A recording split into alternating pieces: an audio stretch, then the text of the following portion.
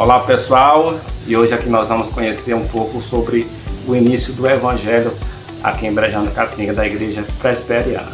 Estou aqui com a irmã Maria, ela que vai contar aqui um pouco sobre o início do Evangelho da Igreja Presbiteriana aqui em Brejão da Caatinga. Vou falar um pouco do que eu sei, a cabeça já está meio esquecida, mas o que eu souber eu vou falar. Eu conheci o Evangelho aqui da Igreja Presbiteriana há anos, não lembro da data, com o povo do finado Xandu, que era o povo Pereira e Evangelista, que é o pai do Baíto, né? E a dona Joaninha, que era a mulher do Xanduzinho. Então eles eram já presbiterianos, Xandu e Joaninha, e traziam o pessoal da igreja para cá, a gente ia assistir na casa dele, era muito bom, muito bonito. Então, desse tempo a gente já conheceu uma parte do Evangelho da Igreja Presbiteriana. Por sinal, muito bom, tenho já 77 anos e continuo na Igreja Presbiteriana, graças a Deus, me sinto bem. Mas depois o Xanduzinho morreu, Dona Joaninha foi embora e parou por aí. Então a gente ficou um tempo sem frequentar a igreja, porque aqui não tinha e a gente ia para Campo Formoso, mas o tempo era curto, não dava para a gente ir e vir no mesmo dia. Então, passado o tempo, já há alguns anos, não lembro a data assim correta, mas acho que foi em 94, por aí, meu pai Antônio Cirilo foi para Campo Formoso e lá Dr. Regis, era muito amigo dele, chamou ele para ir visitar a igreja presbiteriana lá em Campo Formoso. Então ele foi visitar, gostou. Aí quando chegou aqui foi animado que ia se batizar na igreja presbiteriana. Aí então, passado uns dias, veio o pastor Geomário. Hoje ele mora em Brasília, aposentado, com a família e os filhos. Aí ele veio para cá, dirigir um culto aqui na casa de mamãe e de papai, todo mundo conhece aqui no Brejão.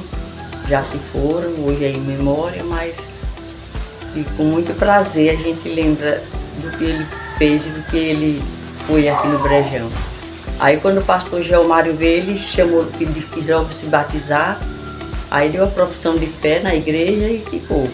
Aí a gente ficou ainda sem querer sair da igreja católica para ir para a presbiteriana, mas ele ficou, e a gente com o tempo eu mesmo aí aceitamos Jesus, uma boa parte dos filhos aceitou. A gente aceitou Jesus e ficou com ele na igreja.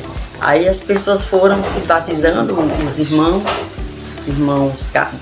carnal, quase todos.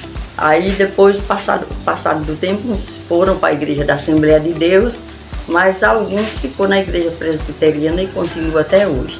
Então a gente não tinha igreja. Fazia os cultos aí na casa de papai, mais mamãe, e depois ficou pequeno o espaço, vieram aqui para a minha casa, eu, Maria Antônia, eles vieram para cá.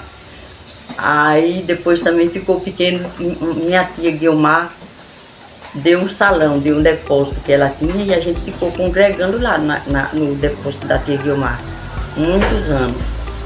Aí o pastor veio, o pastor Itamar, veio aqui no Brejão e o Baíto, que foi o que doou o terreno para a gente construir a igreja, ele estava na fazenda dele, nas Barras. Aí a gente foi lá com o pastor, uma missionária, irmão Marconde. Aí quando chegou lá, falou ele se ele não vendia o pedaço do terreno ou se doava, e ele doou o pedaço do terreno, que é hoje lá onde a igreja está construída. E construiu a igreja quando foi em 2001, começou a fazer a igreja, fez o início da pedra fundamental, aí começou a comprar material, ia vir material e construiu a igreja. Quando foi em fevereiro de 2002, a igreja foi inaugurada. Continua até hoje, veio vários já pastores, já esteve aqui com a gente, uns vai e outros vêm, e hoje a gente está lá congregando. E a obra continua. E a obra continua. Voltando a falar sobre a construção da igreja, foi na época do pastor Wilson, em memória, pastor Wilson, era do Ré, pastor Wilson, e muitos irmãos. E hoje nós temos aqui na igreja, temos o presbítero Paulinho e a irmã Maria, que é quem está dando assistência. Tem o pastor Arnaud, que mora ali no povoado de Santo Mé.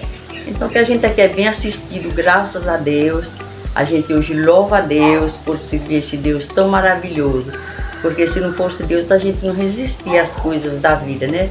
As coisas que acontecem. Tinha também meu saudoso esposo, Marquinhos Pereira, que era um dos líderes mais, que frequentava muito, ajudava na igreja. Deus já recolheu também. E hoje estou aqui, eu, nessa idade, esperando em Deus ter cada dia mais o amor de Deus na minha vida.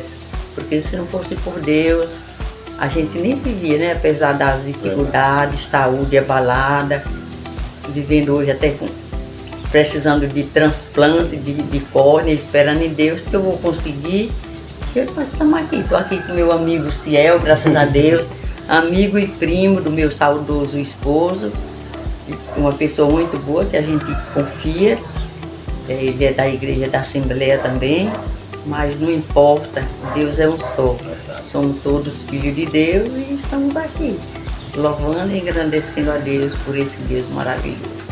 Na palavra de Deus diz que o Senhor é nosso pastor e nada nos faltará. Então, confiando em Deus, a gente vai vencer os obstáculos da vida. E no dia que Deus precisar de nós, a gente está pronto para seguir esse Deus tão maravilhoso que a gente serve. Então, muito obrigado, amigo Ciel, que Deus lhe abençoe ricamente